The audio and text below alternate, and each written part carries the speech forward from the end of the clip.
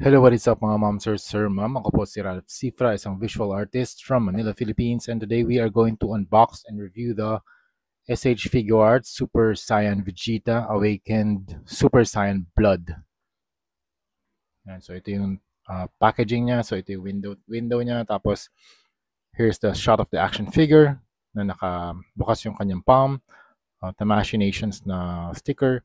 Warning Bandai logo, Tamashii Nations logo, Dragon Ball Z logo, and Toei Animation sticker. And sa likod, you have the shots of the action figure, different poses, and here we are. Yeah, this is Vegeta out of the packaging. 6 inches tall to si Vegeta from the bottom of the feet hanggang sa tip ng kanyang hair. The action figure feels very solid. Wala namang mga loose na joints, and also super nice na mga colors niya. So you have the blue plastic, tapos meron siyang brown, light brown din dito sa kanyang vest.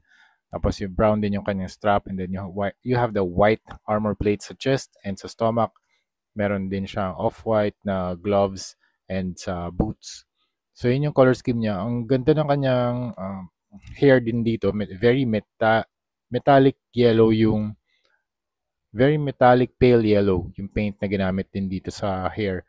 And also sa mga accessories, you have the shouting face. Okay, ngayon lang ako nakakita ng ganitong accessory, yung naka-cross arms yung both arms. So tatanggalin natin to mamaya. Tapos itatry natin tong naka-crossed arms na pose. Tapos for alternate faces, so you have the smirk na face and you have the shouting face. Tapos marami siyang hands.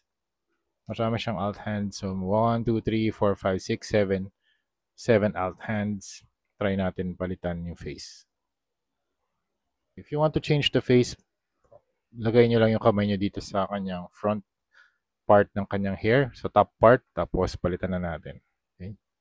So let's use the shouting face. Okay? Alright, nice. Tapos sa hands naman, ganun lang din. Pupull nyo lang to and mapapalitan nyo na yung kamay. Alright, for articulation, you can rotate the head up, down, 360. Medyo matalas lang tong kanyang tip ng hair. Kaya kung papalaro nyo sa kids, baka ingatan nyo lang kasi baka matusok sila. Very dangerous kasi matalas. Okay, tapos yung kanyang